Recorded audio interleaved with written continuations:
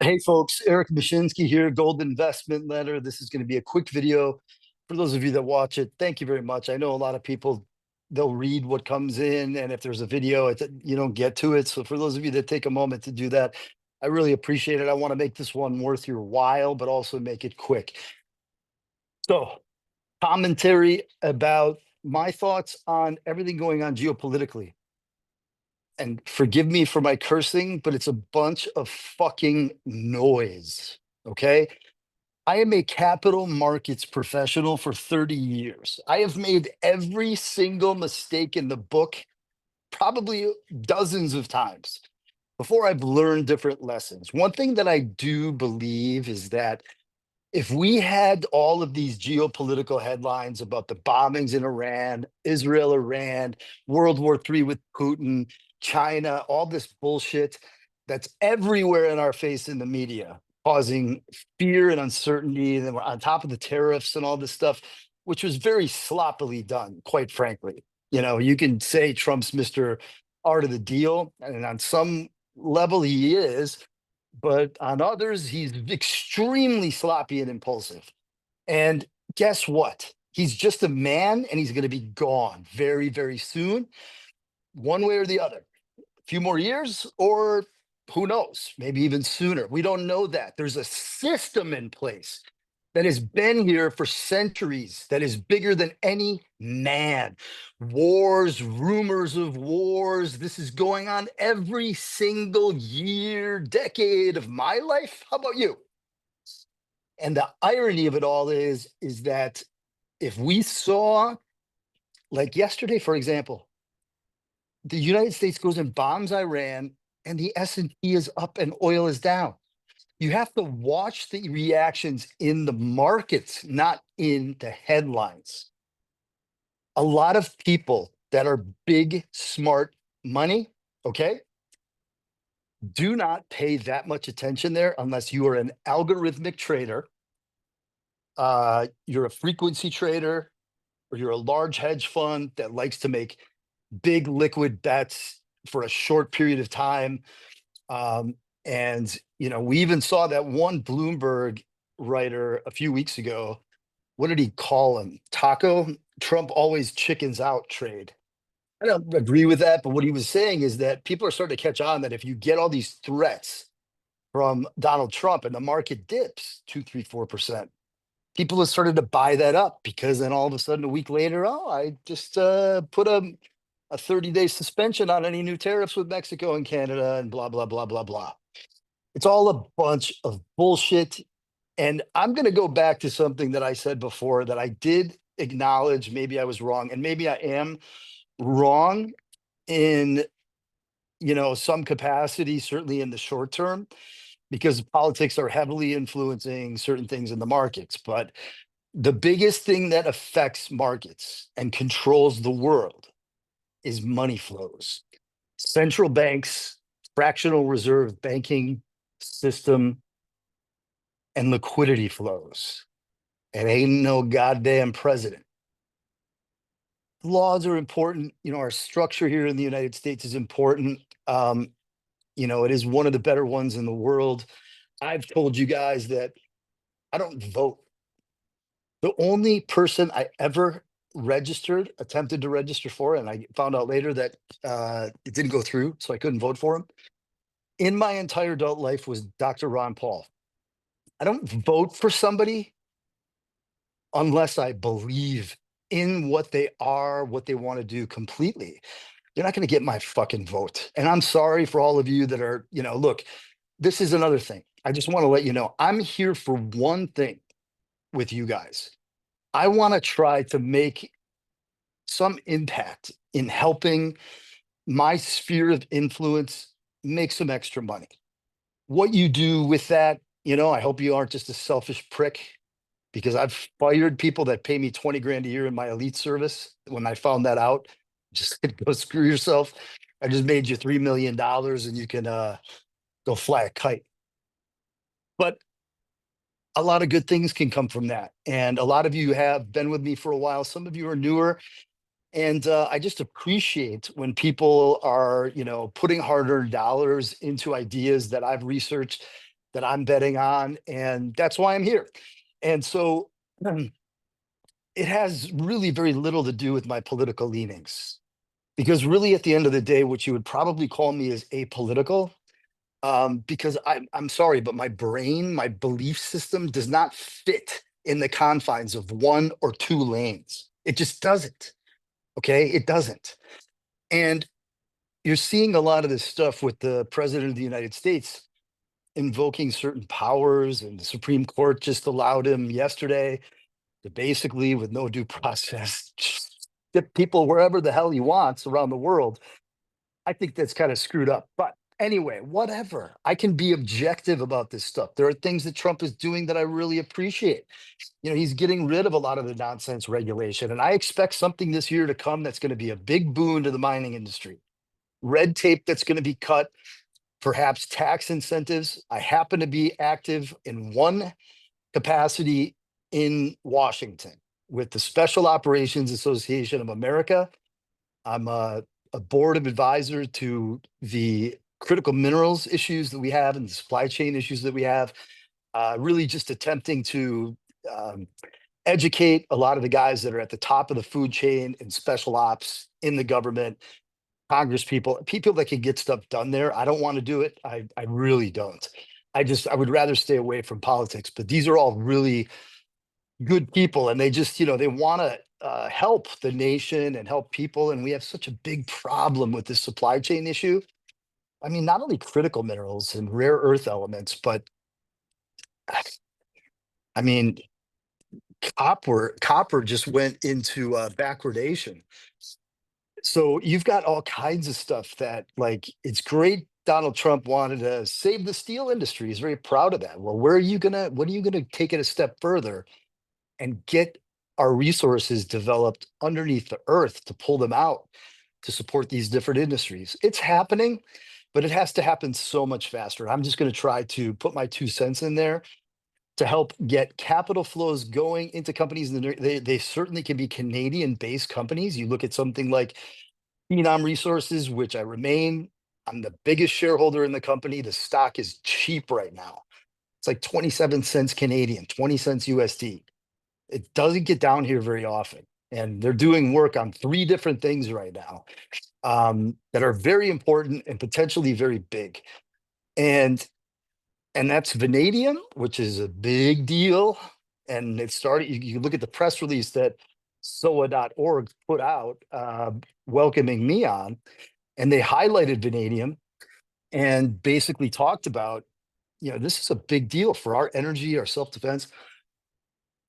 We talk about antimony um, on the chemical scale called stibnite.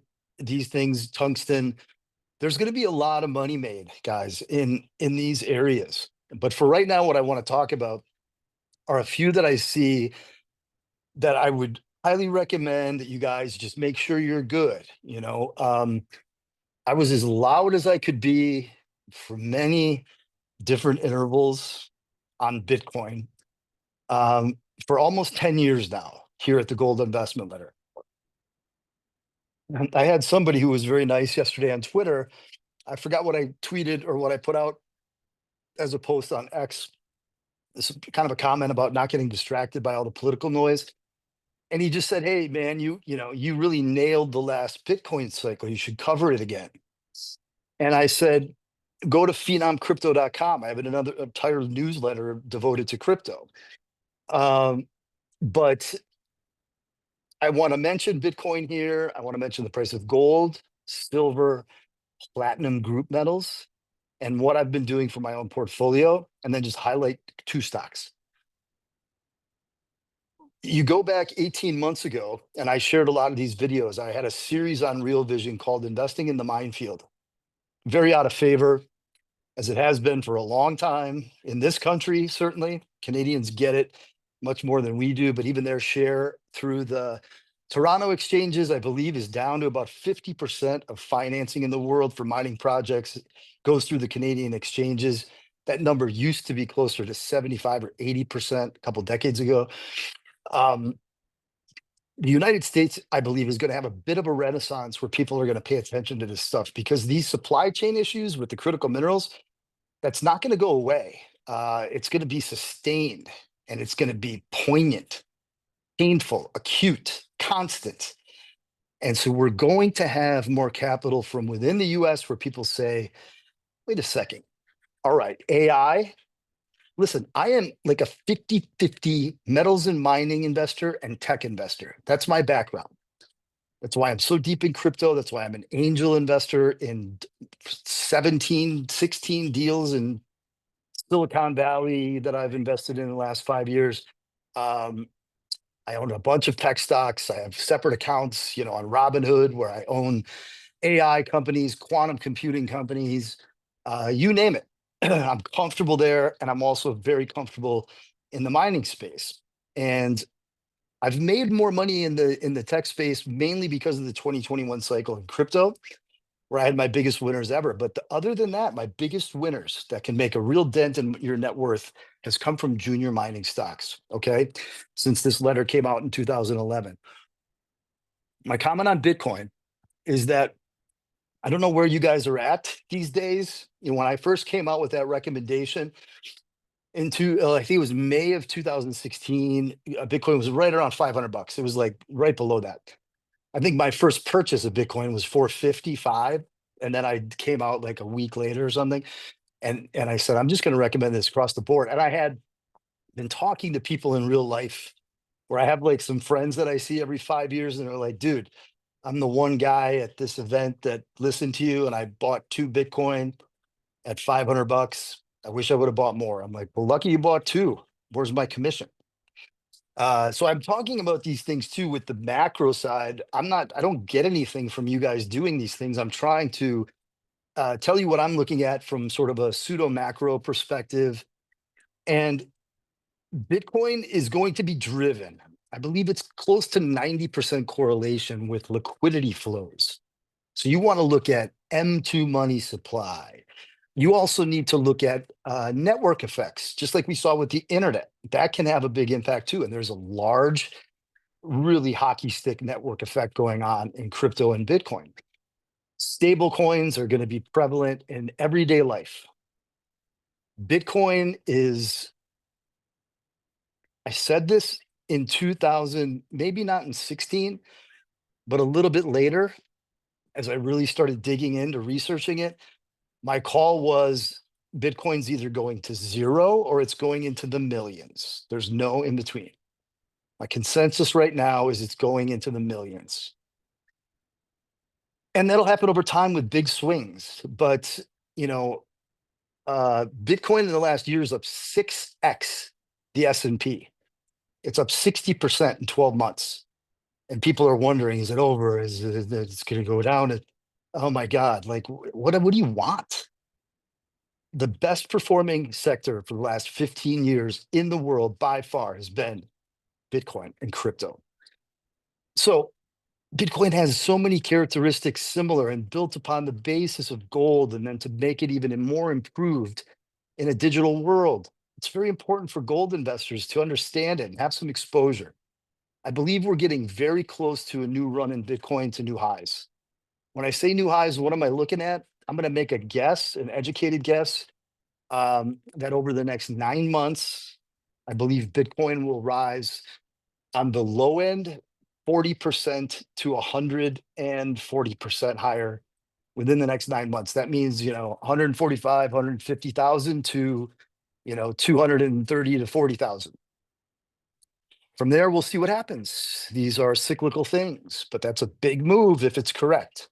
And if you know that every time I've checked in here with Bitcoin, um, even over the last, since we came out of the bear market in late 22, early 23, if you listen to me on Bitcoin, you have made a very, very, very solid return. Gold, when I was doing that show on Real Vision and telling people what was going to be the trigger, where it will finally break 2100 and go much higher and find price discovery that would be more realistic. It did it to the T. I got that right. Now it's a little tougher to call,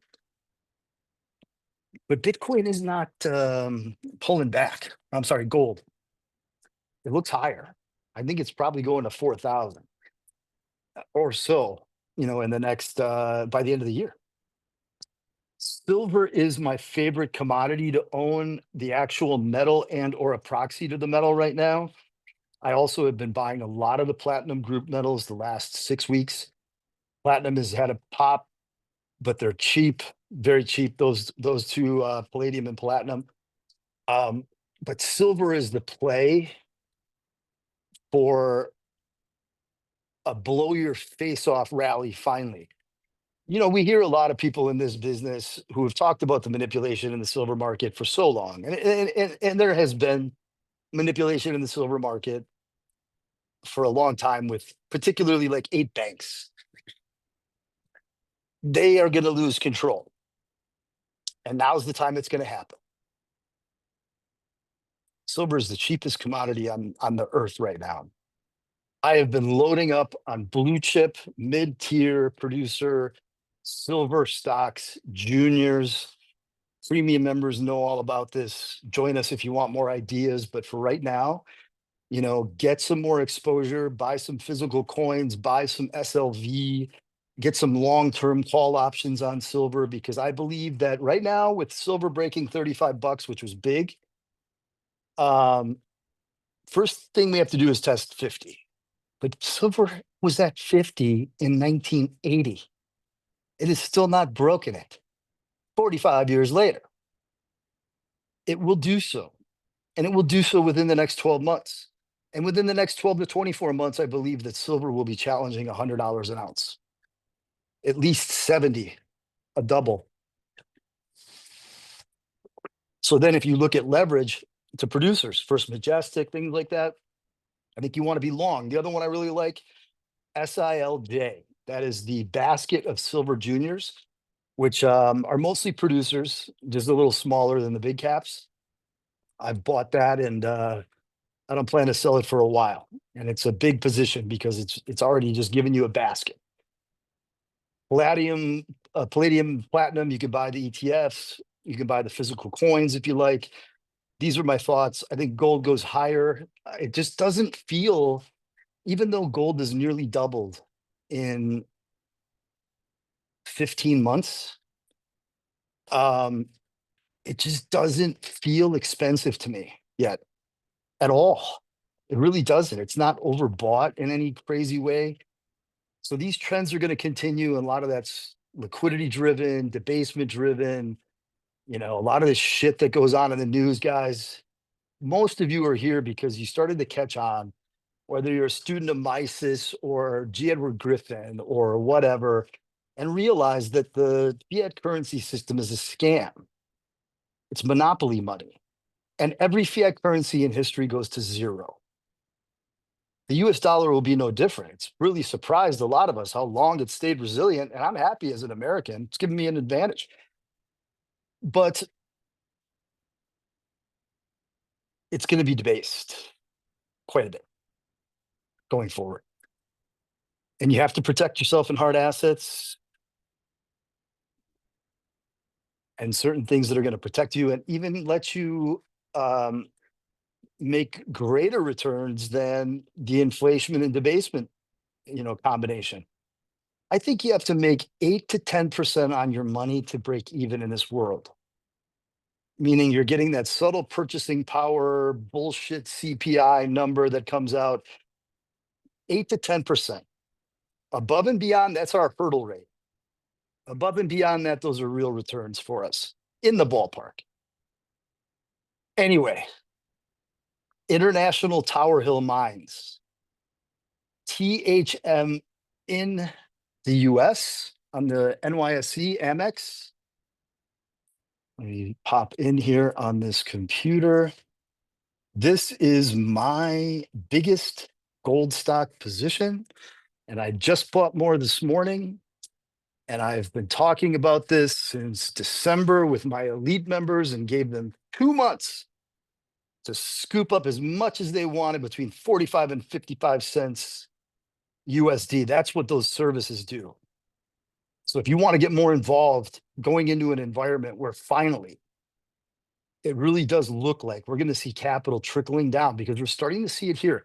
the producers have had all-time highs happening because the rise in the gold price has given them absolute complete flow to their bottom line and profit as the price has risen immediately. So people then, with the cash flow they've got, the stock buybacks, and the earnings have risen quite a bit. The tiny juniors, not yet.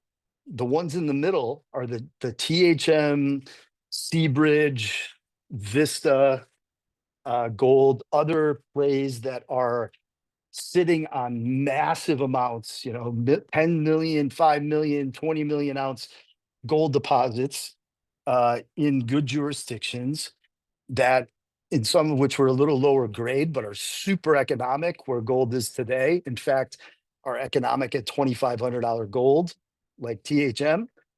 And so I'm looking at this deal, look at the chart. I can't pull it up on the phone right now. So look at our chart here, the daily. Higher highs, higher lows. And International Tower Hill is trading for about $13 an ounce in the ground of gold resource. I have made an error in the past where I coupled the reserves, which is over 9 million, and the 13.6 in the measured and indicated resources, and thought those were added together to have over 20 million ounces. The truth of the matter is 9 million of the 13.6 are in the reserve category, which is substantial. But the 13.6, you've got the ability to buy gold in the ground in Alaska, okay, for $13 an ounce in the ground. We are seeing companies like Northern Dynasty, which I don't own, or Noble Gold, I don't own. I own some Seabridge, I own some Vista, but I own a truckload of International Tower Hill mines because this deal is backed by 4 institutional investors that own over 2/3 of the entire company. They're not going away anytime soon. They will bankroll it as they've continued to bankroll it over the last decade with at the market pricing, no warrant financings. The last one, $3.9 million to go and find the economic benefit and impact of the fact they've got millions of tons of antimony that they never talked about before at Livengood in Alaska. There's a comparable company by the same shareholder, the largest shareholder, Paulson and Co. I just watched their earnings report last week online, and that's a $1 billion market cap company. They've got 5 million ounces of gold versus 13.6 for Livengood. Now, granted, it's much higher grade and it's much more advanced, and they have a lot of antimony.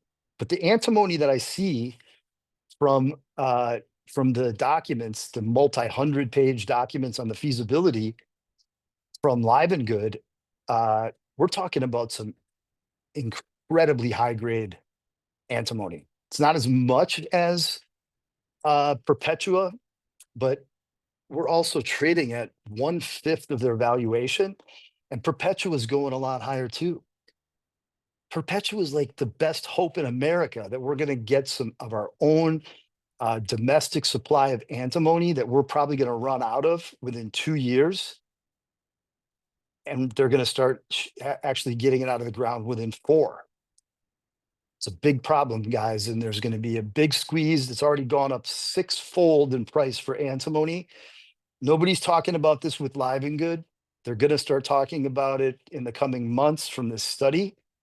But this is such a massive gold asset already.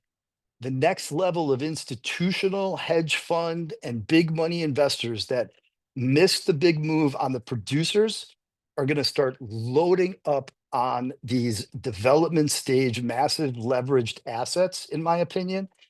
THM in the US traded over $10 a share in 2011. It's at 84 cents. 84 cents. You know how much work they've done in 14 years? Do you know how much value's been created in 14 freaking years? This is a secret gold mine of an investment that the gold investment letter people here today, make sure you own some of this stock. Buy it up to $1 USD. ITH is the symbol in Canada. It's not as liquid. This is a US primary traded vehicle. Buy it there if you can, but you can also, do it in Canada with smaller amounts, or it will eventually journal over into the US. But you have to have a position in stuff like this because gold could go back down to 3,000, 2,900, and I still think at those levels, I mean, you look at the MPV at $2,500 gold, it's 2.35 billion. What is it at $3,500? They're going to get that updated in the next 12 months or so. So they can say those numbers. I think I know ballpark what it is. And you're talking about like, 50 times. Was it that much? No. 5 times MPV at 5%, 5 times where it is today on the current gold price from what they've got in their documents. So what do you end up seeing? Do you get a Barrick or a Kinross or something that ends up buying up these deals as gold goes higher because they're so big? And then now with the Trump administration, they don't have permitting issues. They've done so much work on it, and they could build a massive mine that'll last for 20, 30, 40 years of gold and antimony. What are they going to pay? I don't know. I wouldn't sell my stock for less than $10 a share. That's a lot of upside. And I just don't see a ton of downside risk. We've seen that already. This thing's gone as low as like 40 cents. Okay. Now, and that was when it was at $1,800, $1,900 gold. Now at these prices, what's the downside? I believe that the GIL elite premium members and myself and some of my friends have bought all of the float under 65 cents US. There is no stock there. There are no sellers. So you're 84 cents right now. What do? You wait for more further pullback. Look at the chart. It's almost back to the moving average in a couple pennies. You got to start adding. And this is a big bet for me. And I'm very confident. I'm very confident that, as I've shown before, there's a chart, maybe I'll include it here, long-term chart that just is so clear it's going to $3 before we have any real challenges. That's a triple. So if you do buy here, you could take stock, a third of your position.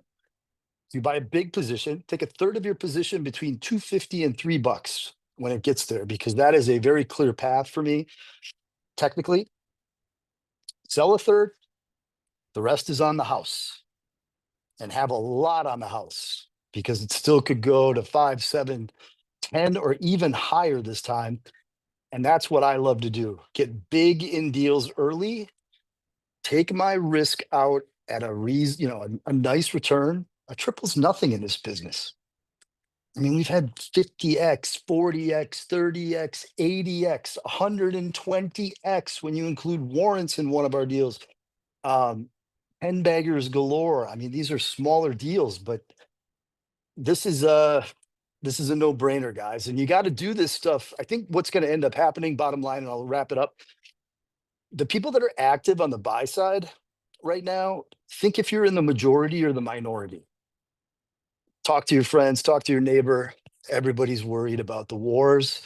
They're worried about this, the tariffs. They're worried about that, deglobalization. There's a lot of things at play, but a lot of this is very bullish. Gold, precious metals, commodities, and Bitcoin. I just bought yesterday. I was texting with some friends. I already own a shitload of crypto, once again, and miners. It's the vast majority of my net worth.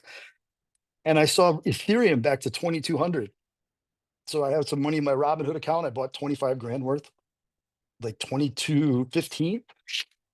And my one friend was worried about the next 48 hours in the market. I said, dude, look out 48 weeks or 48 months, not 48 hours. Within 3 hours, it was 24.50, up 10%. Anyway, stay long term.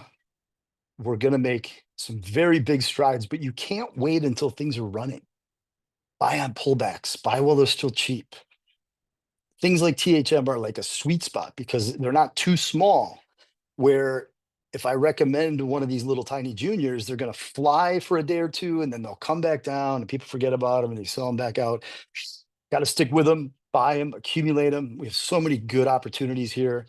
And I just want to mention with Phenom Resources, PHNMF in the US, PHNM in Canada, having a hybrid deal, gold and vanadium, have initiated talks with Haywood, and I will do it with another larger bank, with the blessing of the board and everything else, to start to look at this fall or winter, a spin out of two companies, of a pure vanadium play and a pure gold play.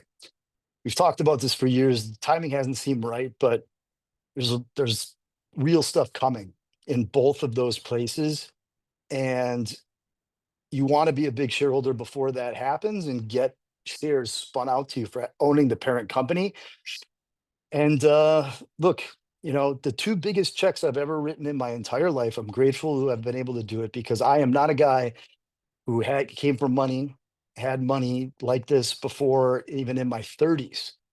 For most of my 30s, I had some you know, pretty down and dirty times after '09 and things like that. But, a few years ago, myself, Rob McEwen, we put in a million units on Phenom at 40 cents Canadian. And then he did a bit more than me, but that was the biggest check ever, $500,000 Canadian at 50 cents. My cost average on Phenom is like 37, 36, 35, 38 Canadian. So you can buy, I've been in this deal for years. You can buy stock at 30% less than I own it.